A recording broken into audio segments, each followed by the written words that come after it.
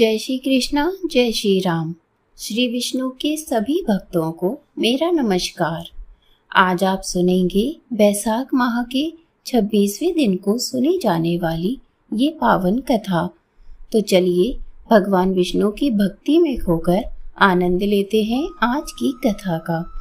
प्रेम से बोलिए श्री विष्णु भगवान की जय। माता लक्ष्मी की सदा सर्वदा जय हो। नारद जी कहते हैं, एक समय विदेहराज जनक के घर दोपहर के समय श्रुतदेव नाम से विख्यात एक श्रेष्ठ मुनि पधारे थे, जो वेदों के ज्ञाता माने जाते थे। उन्हें देखकर राजा बड़े खुशी के साथ उठकर खड़े हो गए और मधुपर्क आदि सामग्रियों से उनकी विधि पूर्वक पूजा करके राजा ने उनके चरणोदक को अपने मस्तक पर धारण कर लिया। इस प्रकार स्वागत सत्कार के पश्चात जब वे आसन पर विराजमान हुए, तब विदेहराज के प्रश्न के अनुसार बैसाख माह के महात्म्य का वर्णन करते हुए वे इस प्रकार बोले। श्रुतदेव जी कहने लगे, हे राजन, जो लोग बैसाख माह में धूप से संतृप्त होने वाला महात्मा पुरुषों के ऊपर छाता लगाते हैं, उन्हें अनंत पुण्य की प्राप्ति होती है। इस विषय में एक प्राचीन इतिहास का उदाहरण दिया गया है, जो मैं तुमसे कहता हूँ। पहले वंग देश में हेमकांत नाम से विख्यात एक राजा हुआ करता था। वह कुशकेतु के पुत्र, परम बुद्धिमान और शस्त्रधारियों में सर्वश्रेष्ठ थे। एक दिन वह शिकार खेलने में आसक्त होकर एक गहन वन में जा घुसे। वहां अनेक प्रकार के मृग और वराह आदि जंतुओं को मारकर जब वे बहुत थक गए, तब दोपहर के समय मुनियों के आश्रम पर जा पहुँचे। उस समय आश्रम पर उत्तम व्रत का पालन करने वाले सतर्ची नाम वाले ऋषि समाधि लगाए हुए बैठे थे, जिन्हें बाहर के कार्यों का कुछ भी ज्ञान नहीं होता था।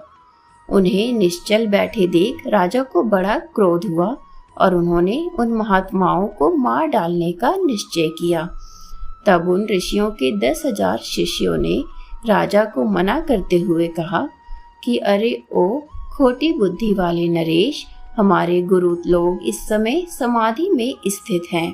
बाहर कहाँ क्या हो रहा है इसको ये नहीं जानते, इसलिए इन पर तुम्हें क्रोध नहीं करना चाहिए।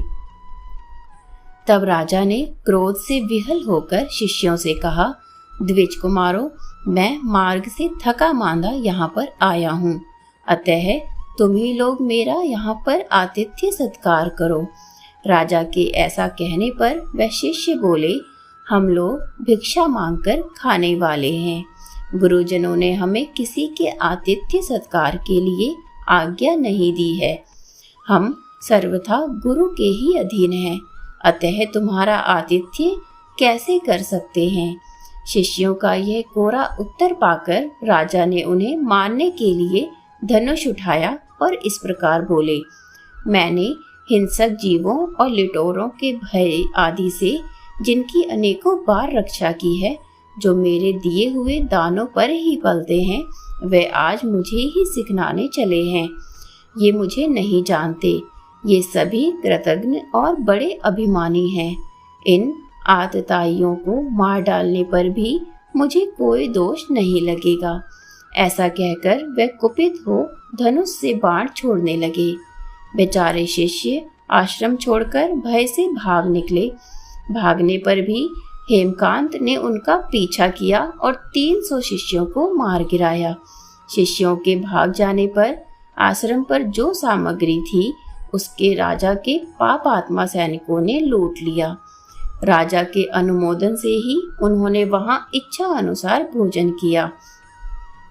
तत्पश्चात दिन बीतते बीतते राजा सेना के साथ अपनी पुरी में आ गए।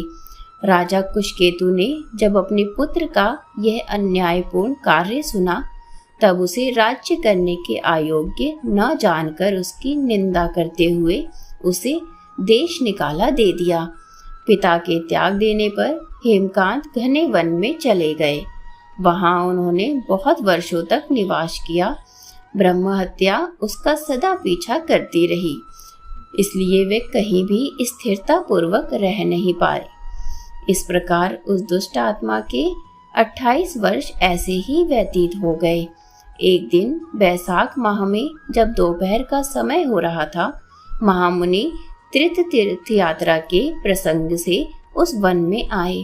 वह धूप से अत्यंत संतप्त और तृषा से बहुत पीड़ित थे, इसलिए किसी वृक्षहीन प्रदेश में मूर्छित होकर गिर पड़े। देवयोग से हेमकांत उधर आ रहे थे।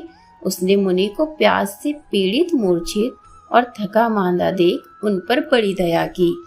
उसने पलास के पत्तों से छत्र बनाकर उनके ऊपर आती हुई धूप का निवारण किया।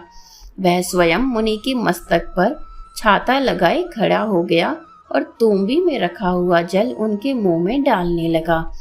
इस उपचार से मुनि को तुरंत होश आया और उन्होंने क्षत्रिय के दिए हुए पत्ते के छाते को लेकर अपनी व्याकुलता को दूर किया।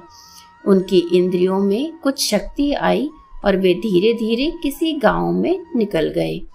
उस पुण्य के प्रभाव से हेमकांत की 300 ब्रह्म हत्याएं नष्ट हो गई। इसी समय यमराज के दूत हेमकांत को लेने के लिए वन में आए। उन्होंने उसके प्राण लेने के लिए संग्रहणी रोग पैदा किया। उस समय प्राण छूटने की पीड़ा से छटपटाते हुए हेमकांत ने 3 अत्यंत भयंकर यमदूतों को देखा, जिनके बाल ऊपर की ओर उठे हुए थे।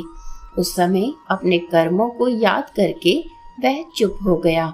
छत्रदान के प्रभाव से उसको विष्णु भगवान का स्मरण हुआ।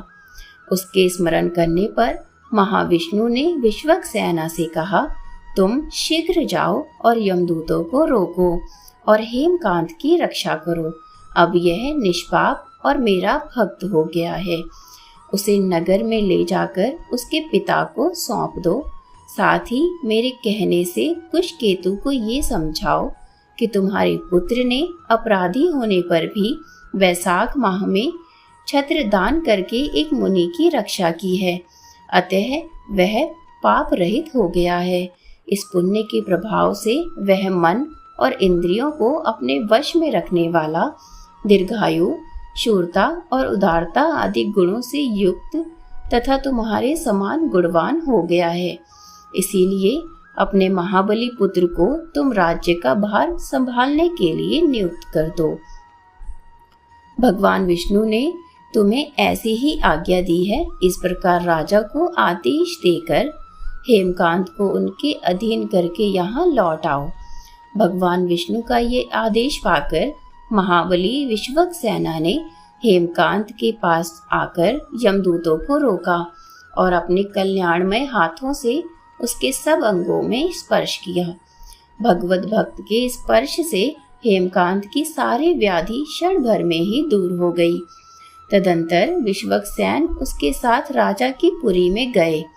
उन्हें देखकर महाराज कुशकेतु ने आश्चर्यपूर्वक भक्ति पूर्वक मस्तक झुकाकर पृथ्वी पर साष्टांग प्रणाम किया और भगवान के पार्षद का अपने घर में स्वागत कराया। वहां नाना प्रकार के स्तोत्रों से उनकी स्तुति तथा वैभवों से उनका पूजन किया। तत्पश्चात महाबली विश्वक्सेन ने अत्यंत प्रसन्न होकर राजा को हेमकांत के विषय में भगवान विष्णु ने जो कुछ भी संदेश दिया था वह सब कुछ कह सुनाया। उसे सुनकर कुशकेतु ने पुत्र को राज्य पर बिठा दिया और स्वयं विश्वक्सेन की आज्ञा लेकर पत्नी सहित वन को प्रस्थान किया। तदंतर महामना विश्वक्सेन हेमकांत से पूछकर और उसकी प्रशंसा करके श्वेत द्वीप में भगवान विष्णु के समीप चले गए। तब से राजा हेमकांत बैसाख माह में बताए हुए भगवान की प्रसन्नता को बढ़ाने वाले शुभ धर्मों का प्रतिवर्ष पालन करने लगे। वह ब्राह्मण भक्त, धर्मनिष्ठ, शांत, जितेंद्रिय, सब प्राणियों के प्रति दयालु और संपूर्ण यज्ञों की दीक्षा में स्थित रहकर सब प्रकार की संपदाओं से संपन्न हो गए। उन्होंने पुत्र, पौत्र आदि के साथ समस्त भोगों का उपभोग करके भगवान विष्णु का लोक प्राप्त किया। भक्तों, ये बैसाख माह सुख व समृद्धि के साथ पुण्य प्रदान करने वाला मास माना जाता है। यह माह सभी पापों का नाश करने वाला होता है। इस माह में किसी की सेवा करने से, किसी प्यासे को पानी पिलाने से तथा जरूरतमंदों का उनकी जरूरत के अनुसार उनको वस्तु प्रदान करने से हजारों गुना पुण्य फलों की प्राप्ति होती है। इसलिए इस माह में जितना हो अपनी सुविधा व सामर्थ्य के अनुसार दान अवश्य ही करें। इसी के साथ आज का अध्याय यहीं पर समाप्त होता है। बोलिए श्री विष्णु भगवान की जय। माता लक्ष्मी की सदा सर्वदा जय हो। वीडियो अच्छी लगी हो तो वीडियो को लाइक और चैनल को सब्सक्राइब जरूर करें।